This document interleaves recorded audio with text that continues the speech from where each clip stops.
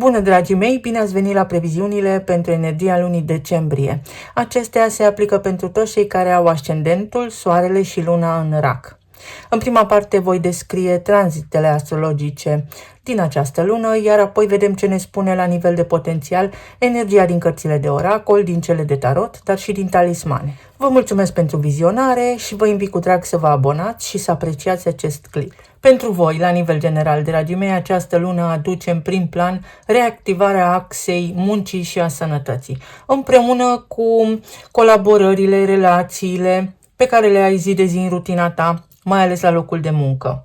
Este o perioadă de clarificare majoră în zona credințelor, a studiilor, a călătoriilor și a sensului personal în această viață. Poate fi una dintre cele mai importante luni ale anului pentru tine, pentru că planetele, practic, prin a lor frecvență, te invită să te reorganizezi la nivel de rutină, să îți recapeți echilibrul fizic și emoțional, să te vindeci, să închizi răni mai vechi, să le conștientizezi, să te maturizezi în relații, să îți asumi la nivel profesional rolul și atribuțiile și aduce o nouă perspectivă asupra viitorului. Energia acestei luni vă cere, într-un cuvânt, să vă așezați în viața voastră, să deveniți un pic mai selectivi, acolo unde este cazul, să vă eliberați de sacrificiile inutile și să alegeți cu mai mare atenție relațiile, joburile, locurile de muncă și proiectele din care faceți parte. Alegeți doar ceea ce vă hrănește sufletul.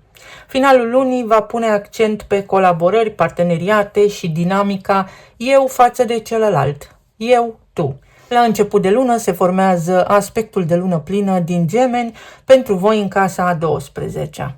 Această casă în astrologie vorbește despre inconștientul colectiv, despre izolare, despre finaluri, karme, dar și vindecare profundă. Iar acest eveniment de lună plină deschide o poartă interioară uriașă. Nu este de ratat evenimentul. Casa a 12-a este zona tăcerii, a psihicului profund, a lucrurilor ascunse sau neconștientizate, iar luna plină aici aprinde reflectorul, dezvăluie secretele, scoate la suprafață, în primul rând, emoțiile suprimate.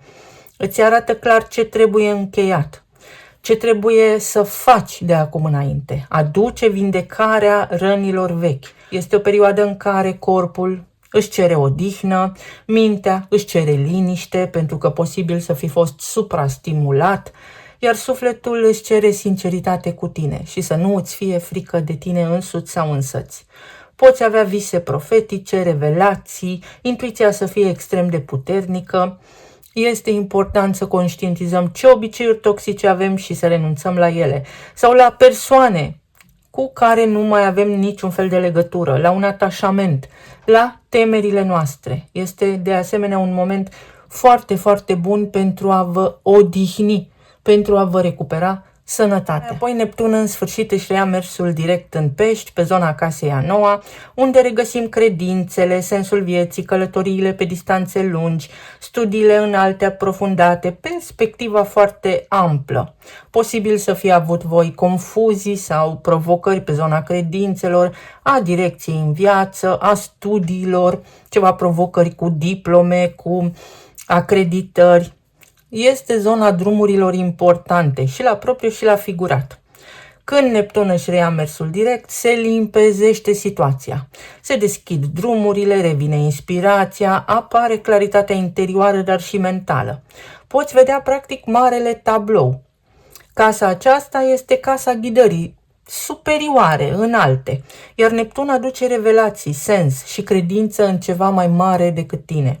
Este o perioadă perfectă pentru a te înscrie la un curs, pentru a face schimbări majore în ceea ce privește filosofia proprie de viață. Pot apărea discuții sau decizii legate de o relocare în străinătate sau ceva ce implică străinătatea, planul juridic, sau poți iniția, să spunem așa, face niște călătorii, dar care te transformă. Trebuie doar să nu fii foarte idealist în această lună. Apoi Mercur schimbă și el semnul, intră în Săgetător pe casa a 6-a și aici activează zona muncii, sănătatea, rutina, organizarea, obiceiurile zilnice. Mercur în casa a 6-a cere ordine, structură, claritate. Mintea ta devine mai practică, mai eficientă și mai orientată pe soluții. Poate apărea pe parcursul acestei luni nevoia de reorganizare profesională, discuții la locul de muncă, sarcini noi, atribuții noi, semnarea unui contract, schimbări de program sau preocupare pentru zona de sănătate.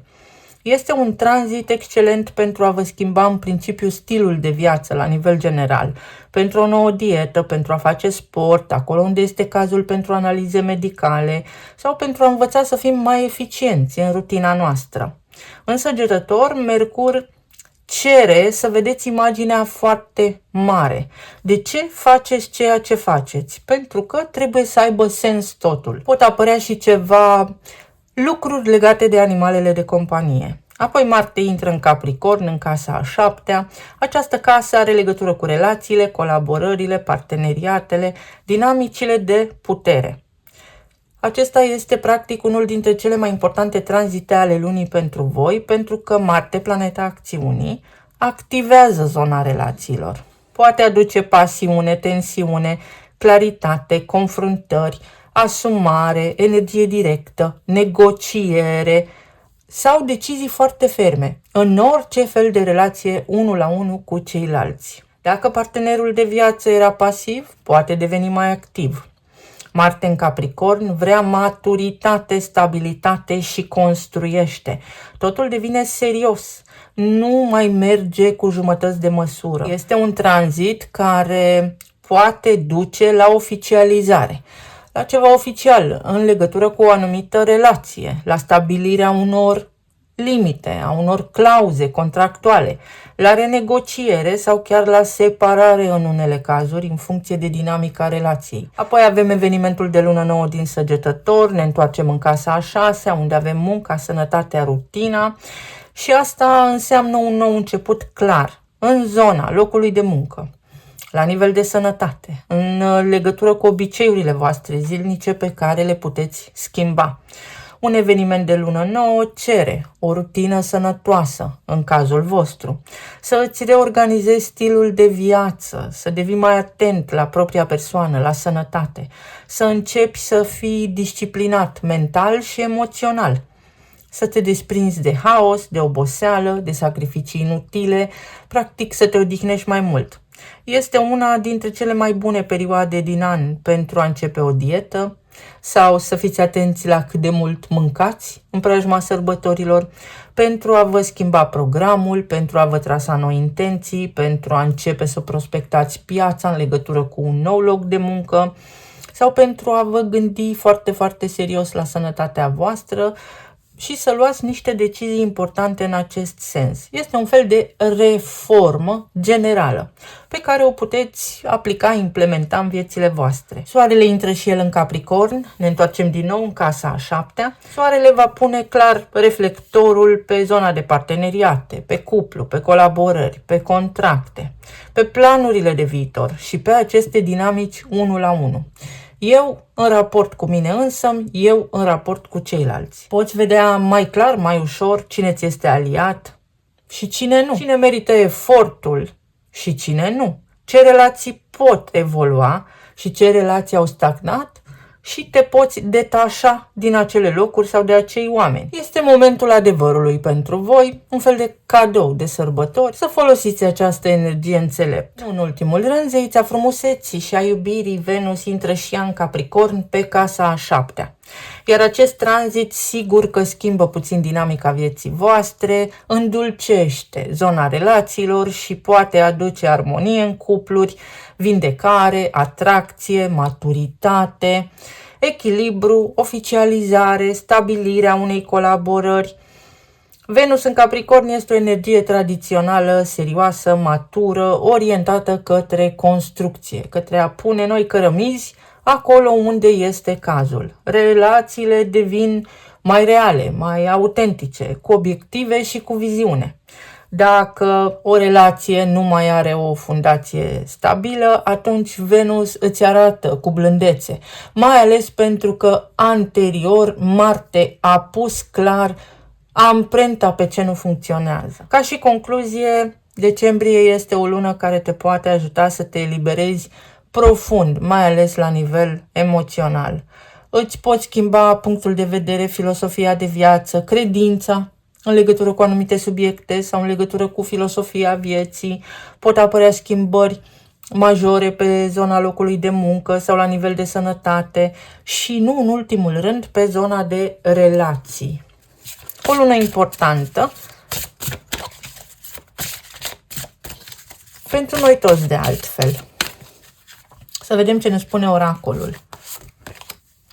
Neptun. Uite, când Neptun își reia mersul direct în Pești, vă puteți schimba radical filosofia despre viață, vă puteți reloca aceia dintre voi care poate sunteți în străinătate, se poate schimba ceva în legătură cu o relație, cu un subiect, cu o abordare, ceva ce poate ați idealizat anterior. Se dizolvă un văl de pe ochii noștri ai tuturor când Neptun își reia mersul direct, mai ales pentru că voi îl aveți în casa credințelor proprii. Poate fi vorba despre a rezolva, ia uite, s-au ascuns. Poate fi vorba despre a rezolva ceva ce are legătură cu niște acte, cu o acreditare, cu o certificare, sau poți începe să faci niște cursuri, poți să îți folosești diploma de studii superioare, dacă o ai. Și aici avem Gemeni. Sau luna plină din casa a 12-a, care te ajută să vezi cu sinceritate, în autenticitate, ceva ce poate anterior a durut, n-ai vrut să vezi, sau descoperi un mister, un adevăr, ceva important. Și Chiron, rana eternă, pentru a vindeca ceva ce a persistat foarte, foarte mult timp în viața ta. Poate unii dintre voi aveți legătură cu un berbec sau poate fi vorba despre identitatea ta. Se poate schimba ceva în relațiile tale. Și aici vorbim despre un eveniment major, care poate fi oficializarea relației, o cerere în căsătorie sau pentru unii dintre voi decizia de a vă separa. Loialitate. Puteți rămâne loiali unei cauze, însă energia din această lună vă va arăta clar cine merită, cine nu și s-ar putea unora dintre voi să vă arate faptul că poate ați idealizat ceva, ați crezut cu tărie în anumite lucruri, dar a fost un fel de iluzie, nu a fost în totalitate acuratețe acolo sau ați pierdut energie în zadar, în anumite direcții. Și acum vă puteți redresa, vă puteți reorienta. O lună foarte bună, care prevestește primăvara, să știți. Acel eveniment despre care am vorbit, când Saturn și Neptun vor face o conjuncție la 0 grade în Berbec și avem parte de acea resetare energetică. Să vedem ce ne spune și tarotul pe relații, pe zona financiară și pe cea emoțională sau pentru sănătate. Pentru luna decembrie. Unii dintre voi puteți avea parte de o surpriză. Începând cu data de 4, între 4 și 15, cam așa, decembrie. Sau poate datele acestea sunt importante pentru voi. Pe zona de relații, iată că vă puteți depăși frica sau puteți înțelege cine vă este loial, cine nu, cine vă iubește, cine nu, pe cine iubiți și pe cine nu.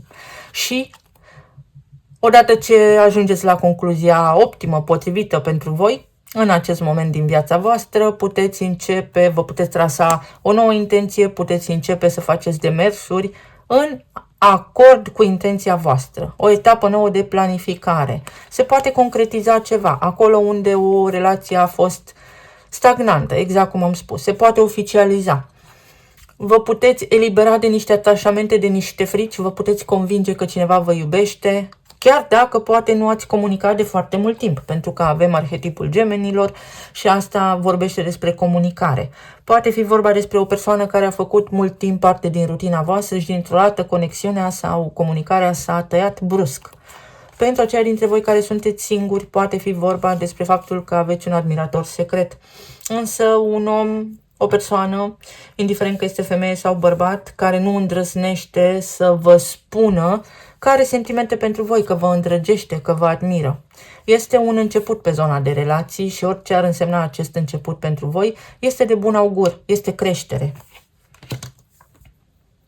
Pot fi noi contracte, dar trebuie să înțelegi ce îmi place, ce nu, unde vreau să fiu și unde nu, unde vreau să lucrez și unde nu.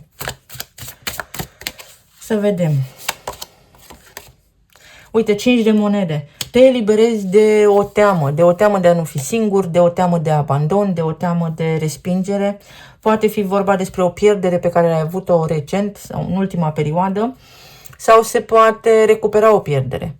Vă puteți regăsi după mult timp, vă puteți ierta reciproc, vă puteți da seama că vă iubiți, deși sunteți buni prieteni. Tot felul de situații, dar care duc către creștere, către transformare și către o structură mai clară, mai solidă, care poate trece proba timpului. O relație de lungă durată. Aici este vorba preponderent despre a dăinui în timp. Asul de bâte ce aduce?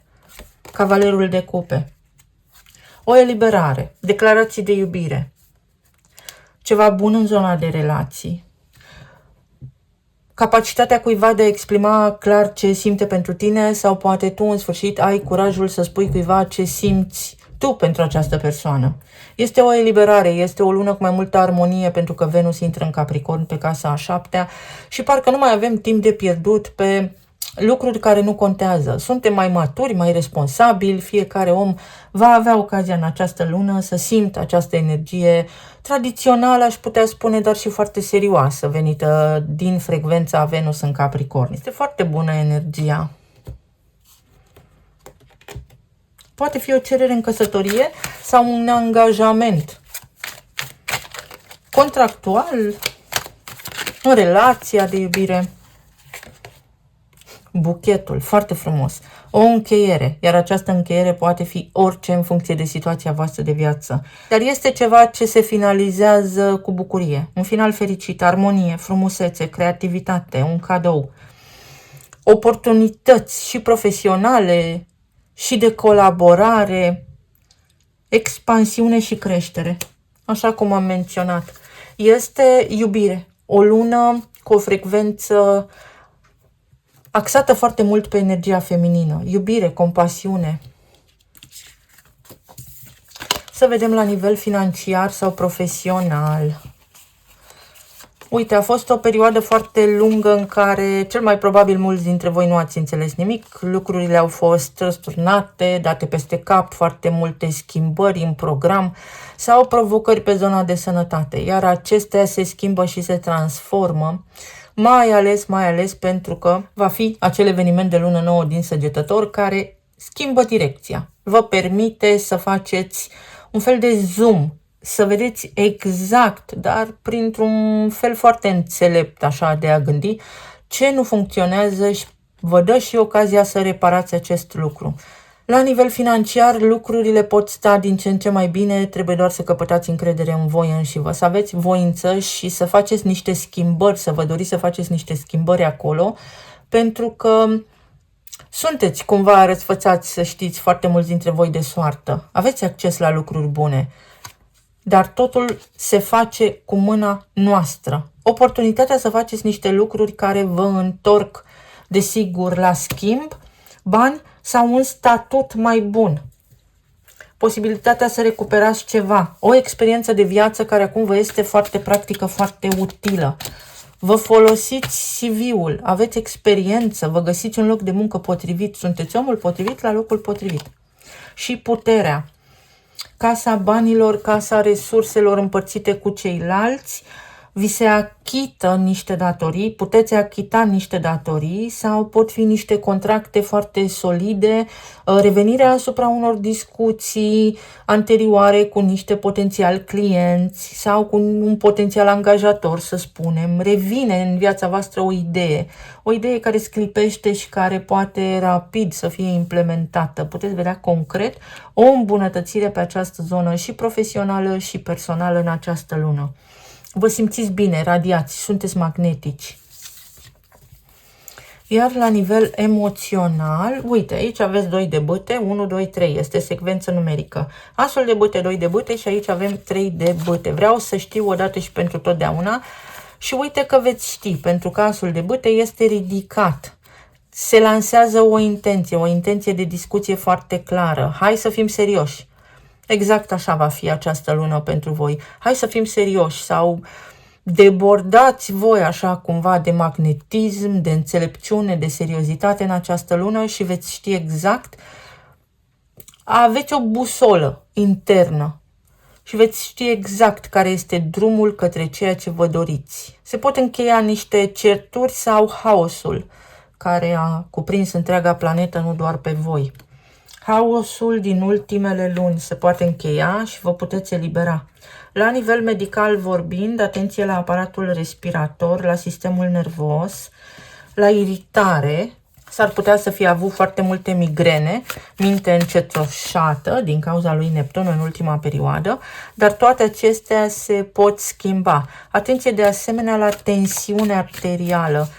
Pe zona asta de provocări, boli cardiovasculare, să fiți atenți. Este nevoie în permanență să fiți hidratați și odihniți. 10 de monede. Hotărâri importante care au legătură cu relația și cu familia voastră. Se soluționează ceva sau vă vine o idee, găsiți o soluție, primiți o ofertă nouă de muncă. Puteți recupera niște bani, se încheie niște provocări pe care poate unii dintre voi le-ați avut cu ai voștri copii. A fost mult de alergat, au fost multe drumuri pe care le-ați făcut pe parcursul acestui an și măcar în această perioadă veți fi mai liniștiți. Și cavalerul de bâte. Totul este pentru voi în această lună pe o pantă ascendentă, crește exponențial.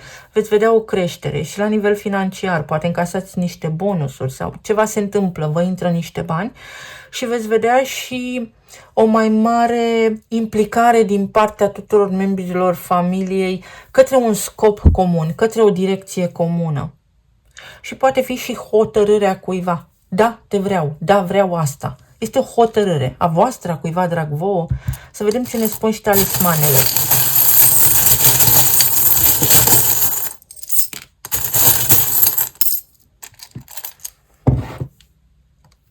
O bucurie. Unii dintre voi puteți primi un cadou, dar pentru a putea primi, pentru a putea accesa această nouă șansă, este important să scoateți ceva din viața voastră, să curățați ceva, ori să faceți curățenie, ori să lăsați să plece ceva din viața voastră. A venit timpul, uite, se întâmplă ceva extraordinar de bun pe zona de prosperitate, pe zona planului financiar. Vă vin niște idei, ceva ați făcut, ceva ați gândit. Se poate încheia o perioadă nefastă, se poate încheia un ciclu karmic foarte provocator care implică zona financiară, dar nu numai. Puteți descoperi, puteți vindeca odată și pentru totdeauna rana de abandon prin simplul fapt că vă transformați din copii în adulți, indiferent de vârstă. În abordare, în gândire. Este o lună foarte bună și pentru călătorii, mai mult ca sigur unii dintre voi veți pleca într-o vacanță sau vă faceți planuri de vacanță. A venit timpul. Pentru voi, în această lume și în această lună, a venit timpul să aveți parte de succes, de bani și de fericire. Dar trebuie să faceți treaba, să vă faceți treaba. Să încheiați niște lucruri. Să vă eliberați de niște atașamente toxice. Să plecați din anumite locuri, să încheiați ceva, un comportament, uite, pentru că ați fost blocați. Mai ales cât timp Saturn și Neptun au fost în perioada de retrogradare.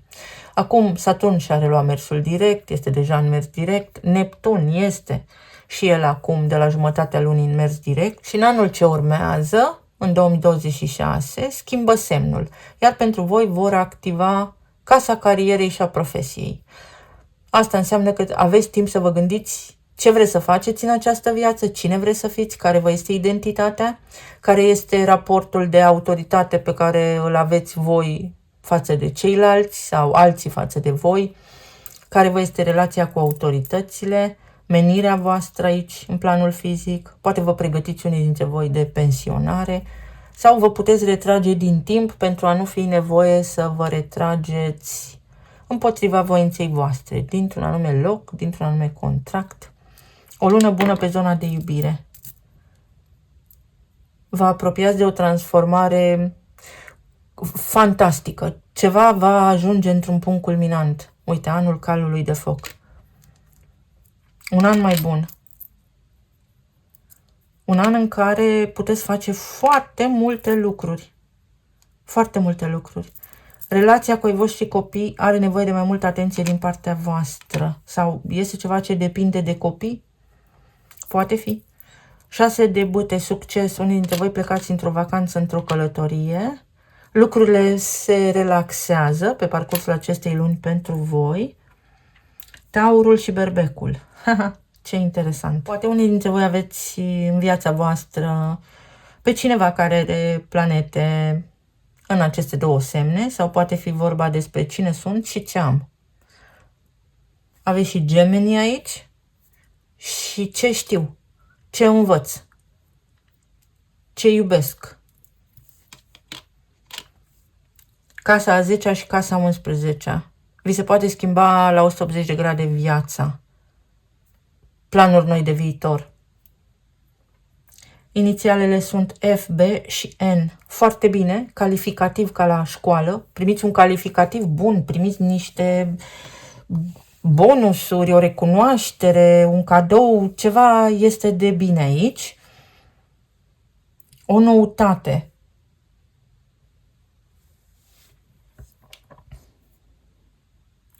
Alții dintre voi aveți nevoie de un somn mai bun noaptea. Să fiți atenți la sistemul endocrin, la glandele suprarenale, la sistemul nervos. Iar pentru alții dintre voi apare o noutate, ori pe zona de relații, ori în zona prietenilor. Se produce aici un fel de mic cutremur, să spunem așa, pentru că l-avem pe Uranus retrograd și el pe ultima 100 de metri în Taur, până în anul ce urmează. Și oriceva legat de o prietenie, oriceva legat de relația voastră, se oficializează. Vă convingeți odată și pentru totdeauna de ceva anume. Vă mulțumesc foarte mult. Vă doresc să aveți o lună decembrie așa cum vă doriți și voi, să fiți bine, sănătoși și iubiți și să petreceți frumos această perioadă. Să ne auzim cu bine și data viitoare. Pa, pa!